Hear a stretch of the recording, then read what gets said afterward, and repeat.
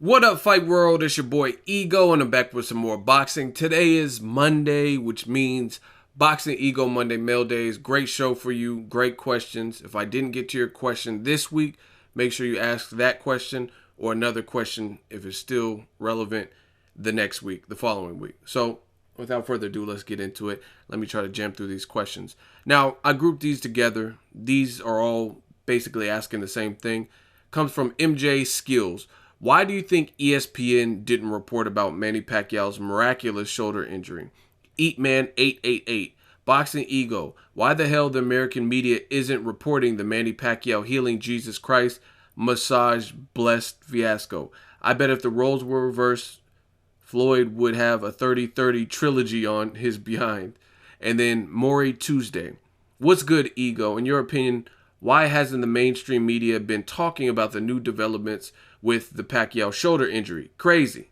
Now, to answer everybody, it's very simple.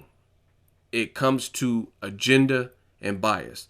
Now, the media is the vehicle that built Pacquiao up as this godlike saint, if you will. They beforehand, before Mayweather Pacquiao I'm referring to, they said this was a fight with good versus evil. You look on their websites, you'll see that. There are like articles like, is Mayweather bad for boxing? And is Pacquiao the justice? And all kinds of stuff like that. So you got to look at it.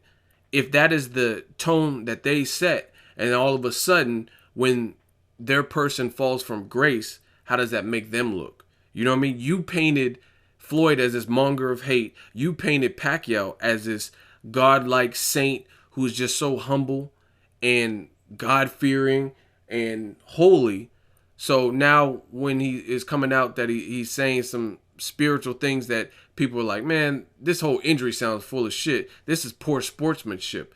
You have to go against your word. And most people, including boxing media, don't like to go against their word. Things that they put out. Like people said, oh, Pacquiao's going to beat Mayweather, is going to knock him out. When that didn't happen, look at the channels that were promoting that. Me, I gave it to you real. The thing is, I don't have to bash. I don't have to say Floyd's on peds and this and that. I gave you my honest assessment of the fight, and it just so happens with Mayweather Pacquiao, I was right. So I'm right back on here like nothing. Everything, almost, if you listen to my initial prediction, the fight went just how I planned. But you notice the other people that were going out of their way to shit on Floyd and condemn him and say he's getting knocked out and he's going to be 48-1 or 47-1 or whatever, and doing all this and that, they had to renege and switch sides, or they had to go back and make other excuses like the arm and shoulder. So it's just all around a bad look. And the reason, it just comes from agenda and bias. Like it's no secret that, like, how does Floyd win Fighter of the Year the years where he was fighting Maidana, which, you know what I mean, Maidana gave him some good fights, especially in the first one. But the year you beat the Fighter of the Decade, they give it to Ronda Rousey, who, keep in mind, at the time when she won Fighter of the Year, she had knocked out Betch Correa. That didn't happen at that point. So that was a future fight. So they didn't know for a fact that she was going to win that particular fight. Still got Fighter of the Year. So she got Fighter of the Year for an armbar in like 14 seconds or whatever. Beat guys like Gennady Golovkin, who's been just continually working, knocking fools out. Beat Willie Monroe. Beat Terence Crawford. You know what, Terence Crawford moved up to 140. And beat Donald Cowboy Cerrone, who had probably like 3 fights this year, and I think he won all of them, some of them by stoppage. Beat Floyd Mayweather, who beat the Fighter of the Decade. So to me, it all comes down to agenda. When you look at ESPN, you look at other boxing outlets, I'm not saying you can't say anything bad about Floyd or you can't do this, but the level in which they do it, that's what makes it bad, because they have to almost eat their words. Like you said, Pacquiao's a holy guy, and he's the one that's always truthful, and Mayweather's just a ugly liar, and you know what I mean, he's bad for boxing and stuff like that. So of course you don't want to cover something that makes your fighter, the guy you built up, look bad. You know what I'm saying? So of course they're going to try to sweep it on the rug, just like the media does all the time. You know what I mean? I'm not even just talking about boxing anymore. You know what I mean? So that's why I think the mainstream media or other outlets, you just look at it. Like, see, the thing is, people say, oh, you love Floyd. Like, you know what I mean? I've been around boxing before I even knew Like, I was a diehard Prince Nassim, Roy Jones, Mike Tyson fan. I didn't even know who the hell Pacquiao or Floyd was, nor did I care about their journeys. You know what I'm saying? So I've been in this game and like watching boxing and stuff my whole life. I didn't even care about Floyd. I didn't even know, you know what I'm saying? Like, I didn't even know who him or Pacquiao was. It's some of these fans who their whole lives and their whole boxing careers and whatnot started with Manny Pacquiao. Oh, he's knocking out De La Hoya. It started with Mayweather. My journey didn't start with either of them. You know what I'm saying? I was well off into boxing before I even knew they existed. So that's that. But to get back to the question, I think a lot of people who aren't reporting it is because they spend so much time painting Pacquiao out to be this saint who does no wrong. And now you have to kind of go against the grain and, you know what I mean, go against your word. And you find out like, okay, this sounds suspect. This dude's full of shit. Because I don't understand why people are even making excuses for this whole shoulder. I told you guys from the jump. Again, just listen to who said what. Before the fight, who said Pacquiao's going to win? And then what are they saying now? I told you Floyd was going to win the fight. I didn't change anything. After the fight, I told you guys that I don't buy this shoulder injury. Something is fishy, whether it's embellished, whether it never happened, whether the surgery is fake. I told you from jump something didn't. But what's done in the dark always comes to light. So I have no problem because as time goes on, it doesn't look like I'm being proven wrong because it seems even more fishy now. Things keep coming out like Bob Arum saying he's upset because Pacquiao's missing doctor's appointments and rehab. And then Pacquiao saying, hey, I missed doctor's appointments and rehab. And the ocean water, the salt water is the magical cure.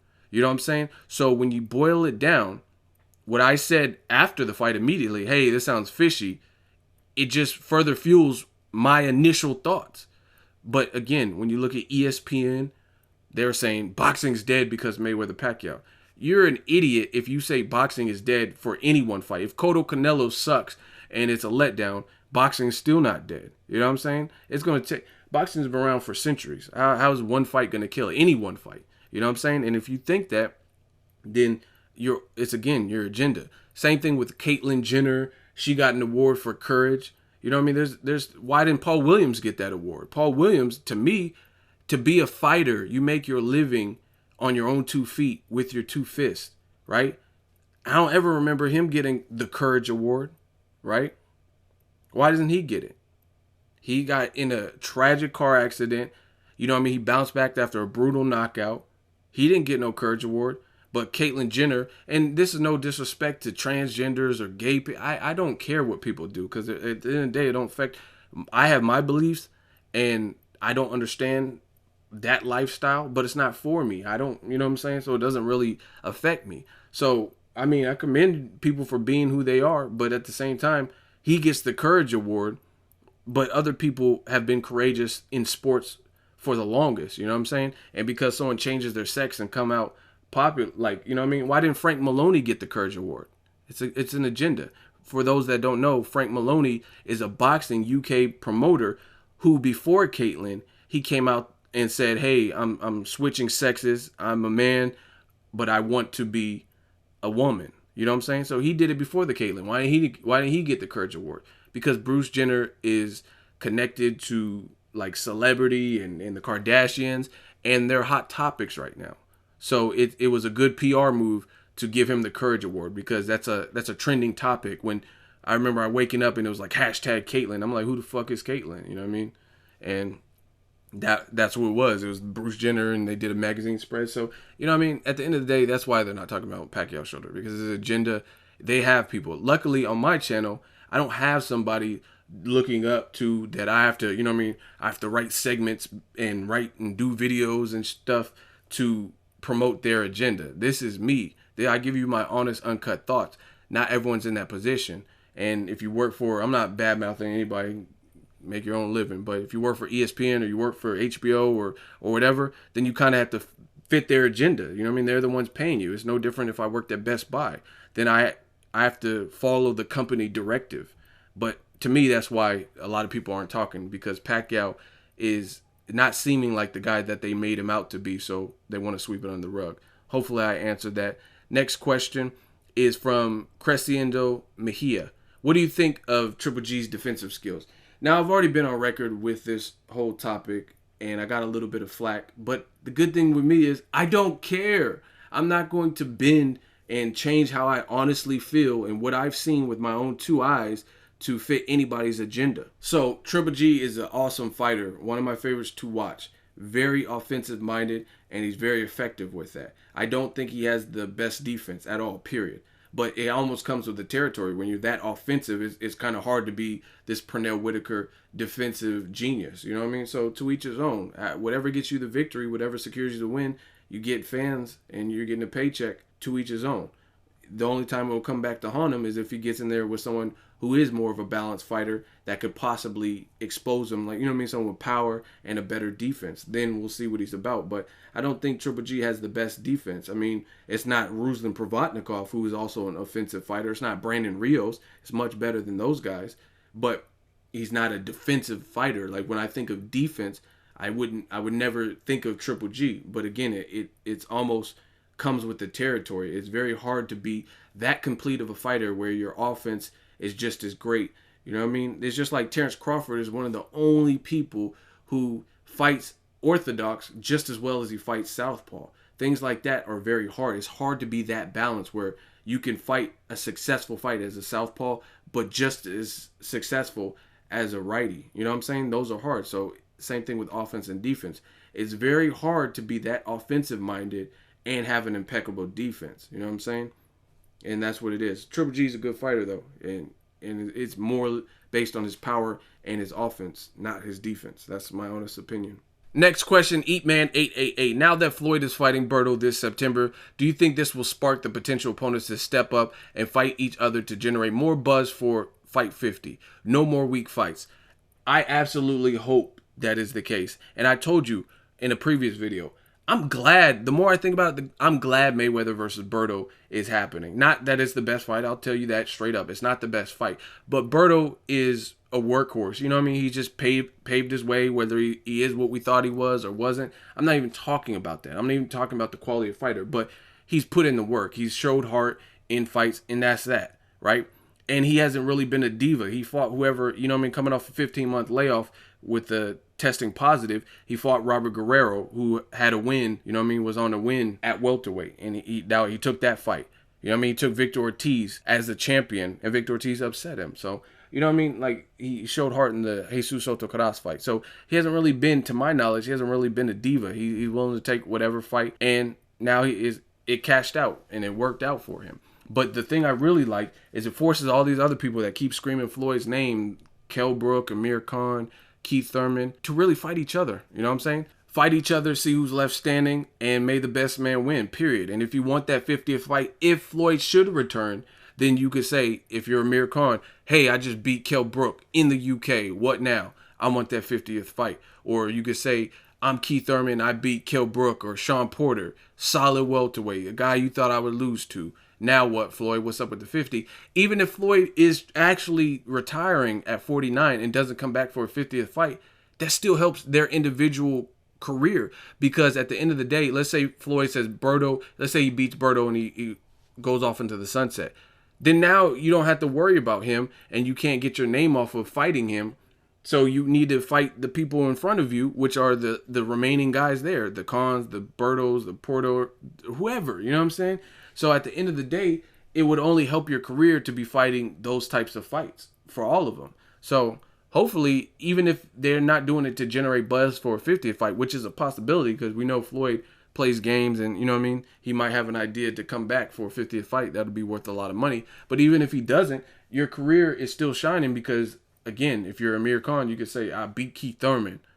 I'm the best welterweight now that Floyd's retired. I want Pacquiao, you know what I mean? Or whoever the person is. Or Keith Thurman, if he beats Khan, he could say, I took another step up. I did Guerrero. I fought Diego Chavez. Now I beat Amir Khan. What now? I want a Pacquiao fight or, you know what I mean?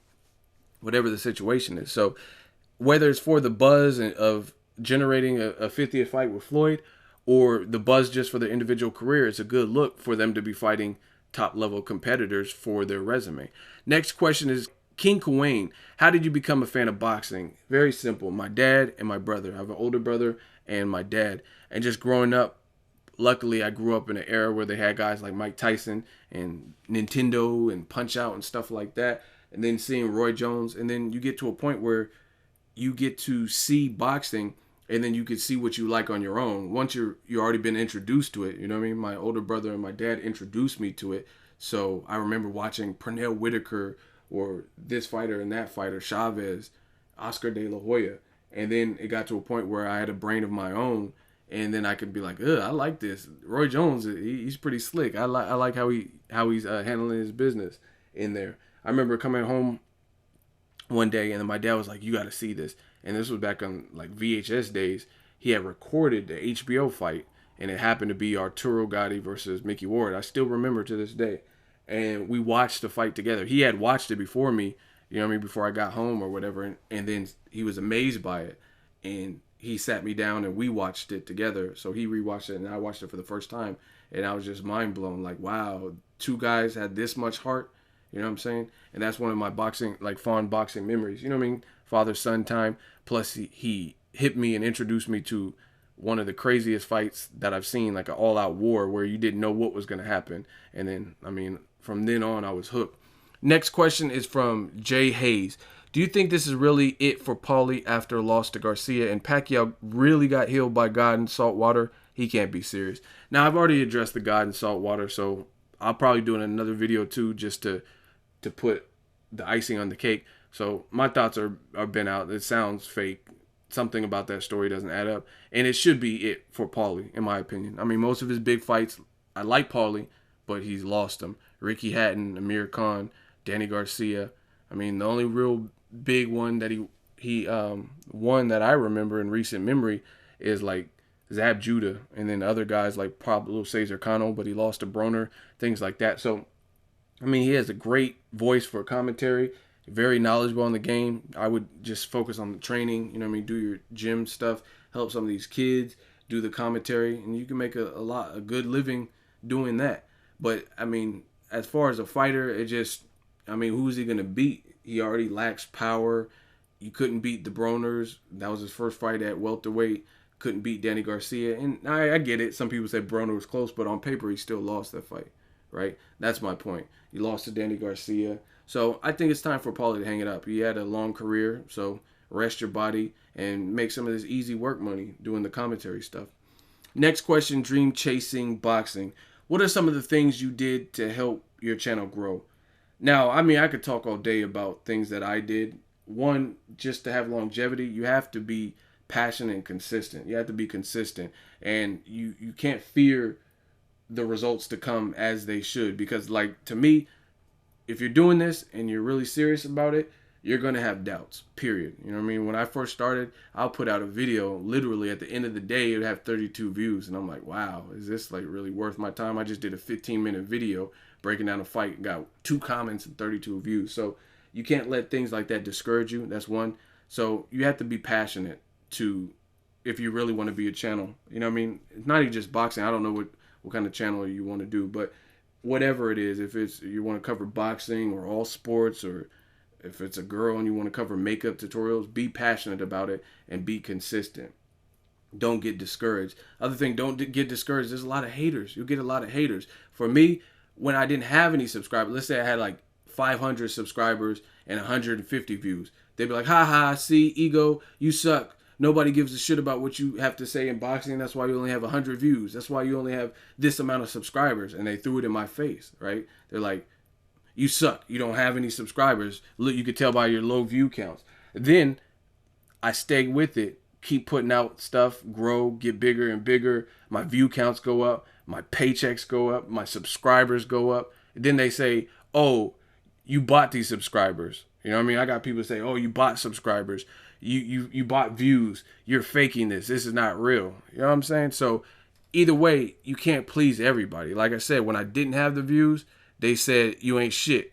That's why you got these low view counts. And then when my view counts went up, as I started to grind and get deeper into it, they said I bought it and everything's false and I'm living a lie. You know what I'm saying? So you can't be discouraged and let detractors take you away from the path. But other than that, be original. Be original with your channel. Like, even to this day, I pride myself on my originality, and there's things that I'm doing, and it's not being cocky. This is just being real, because I've surveyed the game. I've seen what other people are doing, And I always try to leave my mark no matter what I do. So to this day, there's things that I do that other channels don't really even do. You know what I mean? At least on this level. You know what I'm saying? I'm not talking about, like, let's say HBO or ESPN. I'm talking about just boxing YouTube channels. I got motion graphics. I do intros and tail of the tapes, and you know what I mean? Impressions, just different stuff. I'm me. You know what I mean? So that's the best advice I can give you. Be consistent, stick with it. Don't get discouraged. Be original, and just put the work in. Lay the foundation, and watch the results grow. Next question is from Sai Ali. Do you think Amir Khan was a better fighter under Freddie Roach, because it seems like he has slowed down under Virgil? It was evident in his last fight. Now, the term better, I don't know if I could say better, because he's undefeated with Virgil Hunter, if I'm not mistaken, even though he has had some spots where he looked kind of rocky, getting knocked down by Julio Diaz, or his last fight with Chris Algieri, he got rocked a bit, but he's still undefeated on paper from all of those fights with Virgil Hunter. So I can't necessarily say better, and I understand what Virgil's trying to work with him, because, again, I mean, people think I'm bashing Khan. I don't think he has the greatest chin, period. Like, it's okay. You just got to find ways around it. I don't think Klitschko has the best chin. You know what I mean? I don't think Tyson Fury has the best chin. But you got to work around it and use your strengths and mask your weaknesses. But I will say this. Under the tutelage of Virgil Hunter, again, I understand what Virgil is trying to do with Amir Khan. But I think the Freddie Roach version of Khan was more difficult to beat. He was more of a threat, because I truly think that version of Amir Khan is more his natural instinct. That's how he would naturally fight, is that aggressive, go for broke, all in type of Khan. You know what I'm saying? Like, that type of Khan where if this was gambling, he's playing a dangerous hand, and he'll bet all his money on that hand, and he's either going to win or he's going to come up short, right? And I think that one was harder to contain and harder to beat, because we seen him back there beat guys like McCloskey, boxers like Paulie Malignaggi, but also hold his own with guys like Maidana. Yeah, Maidana had success late, but Khan still won that fight and even dropped Maidana with the vicious body shot, and he was landing some significant punches in that fight, and it was a fight of the year type of fight. So it's hard to gauge, because truth be told, we haven't really seen, since he left Freddie Roach, we haven't even seen Amir Khan in the ring with the same style that gave him problems, which is guys who have punching power and know how to deliver that power and or time him, right? We haven't really seen it. Carlos Molina was a 135-pounder who didn't have punching power, was coming up in weight. Guys like Chris Algieri coming up in weight, and he's not a puncher at 140, so I don't think he's a puncher at 147. Guys like Devin Alexander, I mean, who's he stopped? Lee Purdy, who I never rated highly. He never stopped Sean Porter. He didn't stop Maidana. He's not a puncher. I'm telling you. You know what I'm saying? You could say, and people will try to make these guys sound like they're all killers. Luis Collazo, he hurt Keith Thurman, but he didn't stop him. Luis Collazo's not a big puncher. Victor Ortiz was coming off a 15-month layoff. So truthfully, I have to see, under Virgil Hunter, I have to see Khan fight the style that has given him the most problems, which is a guy who can time him and a guy with power, and I really haven't seen it. So it's hard to gauge who is better. But for me, my personal taste, I think Khan was more of a threat when he was ferocious, just letting his hands go. But it was also very dangerous, because he has to rely on his chin and getting caught, and that's not necessarily his strong suit. That's my honest opinion. Next question is Marcus Jones. Yo, what's up, Boxing Ego? Hope all is well. My question is, were you surprised that Errol Spence Jr. didn't step it up a little more in his next fight with Van Heerden? Not really surprised, because, I mean, he's been having pretty light touches. Even Roberto Garcia is not the best, even though he pulled out. Then they put in Phil LaGreco. So with a fighter, you don't want to give him soft touches and then all of a sudden a maximum top 3. You know what I mean? That's why a lot of guys come up short. You know what I mean? Like I forgot the dude Willie Nelson just fought. You know what I mean? You're knocking out everybody, and they weren't really anybody of note. And then all of a sudden you step up to a game guy like Willie Nelson, who isn't even the top, you know what I mean, in the division, and then he ended up getting stopped. So you don't want to go from 0 to 75, 0 to 60 like that. So I wasn't really surprised because from what I hear, I don't know much about Van Heerden, but I hear he's solid.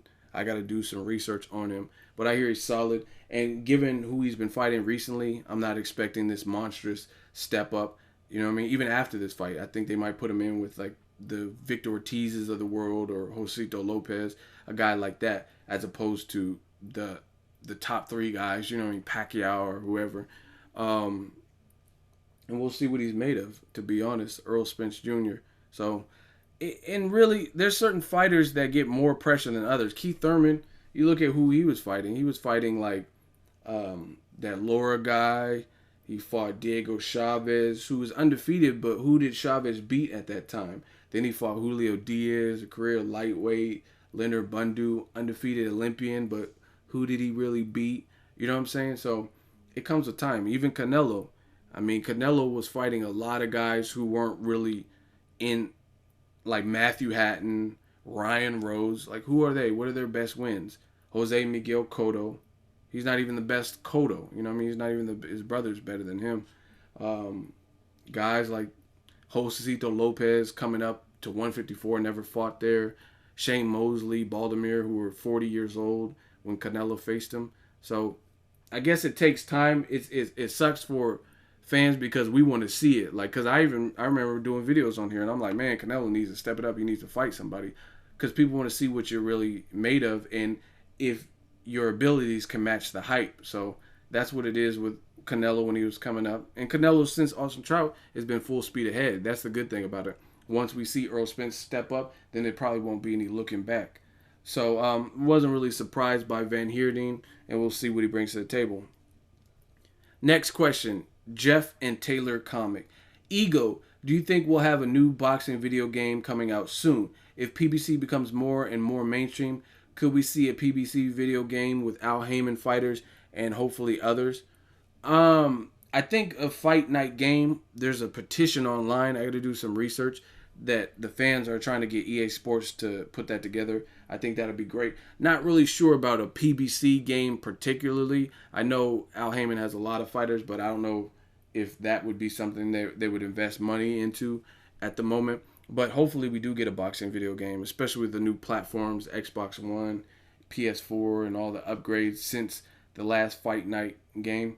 I think, and not even just upgrades, just there's a lot of new players in boxing that probably weren't on the last game. Danny Garcia's and the Errol Spence Jr. You know what I mean? Like, if you're a new face or you recently achieved a level of success like a Errol Spence Jr., then you wouldn't have been on the last game. So hopefully we get an updated game with all the current people that we know in boxing that are doing good.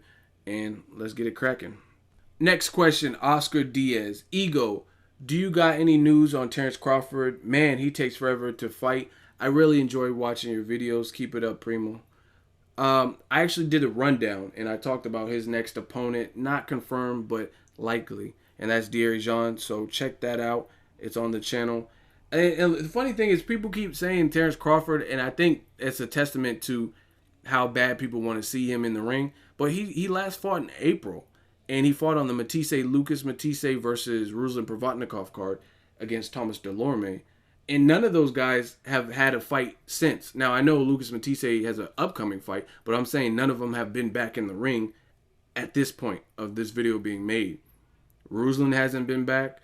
Matisse hasn't been back, nor has Crawford. So I think people, I don't know, maybe it's just the anticipation because they want to see him back in the ring. But he hasn't been gone away like a ridiculous, you know what I mean? Mikey Garcia has been gone away a ridiculous amount of time, or Yuriorkis Gamboa, even though he had that comeback fight, that was like an easy work fight, and we haven't seen him since. So he hasn't been gone a ridiculous amount of time, but I think it just feels that way. But yeah, Matisse, Provodnikov, Crawford, they fought on the same night, and none of them have been back since. Next question is from Rio Drums. Hey, Ego, I want to know your opinion on two things. I was watching ESPN First Take, and Stephen A. Smith was talking about Floyd Mayweather. He said if he ends his career fighting Andre Berto, he should be ashamed of himself and that he would lose respect for Floyd. But in the same instance, I kind of lost a little bit of respect for Stephen A. Smith. Sometimes he strikes me as a decaf. Floyd has fought everyone and all comers, not to mention beat them. What are people want him to do. For instance, Mayweather beat both Canelo and Cotto. Mayweather fights Cotto and he's over the hill. Canelo fights Cotto 3 years later and it's already got the fight of the year type of buzz. Do you think Floyd will ever get the credit he deserves when he retires? Excellent point. Excellent question. Excellent point. Now, it's very funny, as you say, Floyd fights a weak Cotto or whatever, washed up, damaged goods, whatever they were saying about Cotto years ago, right? This was a couple years ago, maybe 2012. Floyd has fought since then Robert Guerrero, Maidana twice, Canelo, and Pacquiao. So 5 fights ago, and Cotto was damaged goods and over the hill. Then he joins Freddie Roach, and all of a sudden he's reinvigorated. Even though he's older, he's reinvigorated, and people can't wait to see Cotto versus Canelo. But wait, I thought he was damaged goods from Pacquiao beating and then also the Antonio Margarito loss, right? So that already doesn't make sense. And it's just funny because you can dissect these people's comments and see how it doesn't make sense. They say Canelo's too green and that's the reason Floyd won, but you put Canelo in a fight with anybody else, Kirkland, Cotto, and you're looking forward to good things, and you have a lot of people who pick Canelo, right? But when Floyd fought him, it was because even though he was undefeated when Floyd fought him, it was because Canelo was whack or overrated after Floyd beats him. And Stephen A. Smith, he's bad, but Skip Bayless is obviously worse. I don't really take them dudes serious when it comes to boxing because I don't think they know, you know what I mean? They couldn't live in my world when it comes to boxing. I'm pretty sure they don't watch it to the caliber of a lot of the people who comment on my videos. You know what I'm saying? They probably, because you can tell by their topics, they're never talking about uplifting boxing and talking about Marco Hook fights and stuff like that. They're only talking about Canelo Cotto, Mayweather versus Pacquiao, Mayweather Berto, in the big name. You know what I'm saying? Like, I might not do a video about everything, but I occasionally at least bring up other fights.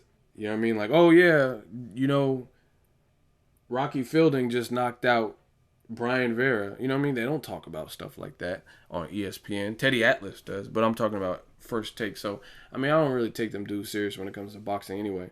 And the whole, you could slice up the Berto comment. We don't even know if Floyd beats Berto, but most people believe he will beat Berto. So, using that logic, you're saying if Floyd beats Berto, he should be ashamed of himself and we should all lose respect for Floyd for that being his last fight or whatever the situation, even though Berto's 2-time world champion. So what does that say about other greats in this sport? Eric Morales, his last fight, he got spun the fuck around by a young guy who they said was a club fighter in Danny Garcia. He got spun around. He had already fought him and went the distance. In the rematch, he failed a drug test, right? And they still let the fight go on, which is unheard of, right? So Eric Morales failed a drug test. They allowed the fight to continue going on. Then he got spun around in that fight. Then he retired. So am I supposed to forget about Barrera and the Pacquiao first fight and discount everything Eric Morales did because of what happened in one particular fight, his very last fight? Because if we're talking about the lasting image on your legacy is your last fight, then we have to apply that for everybody. So again, people are thinking Floyd is going to beat Berto, and they're still saying these comments like, oh, he should be ashamed. So what should Eric Morales be because he got spun the fuck around? Or what should Julio Cesar Chavez Sr. be since he retired on a loss? What should Muhammad Ali, the greatest, how should he feel since he retired and lost? I think it was a stoppage loss to Trevor Berbick. You know what I'm saying? So that's my point. If we're going to be that hard on Floyd Mayweather for his last fight, then why are we not applying that for everybody? If the last fight means everything, or one fight in general defines your whole career, then why don't we apply that to everybody? People still say Floyd Mayweather, he's never going to be TBE and Muhammad Ali's the greatest.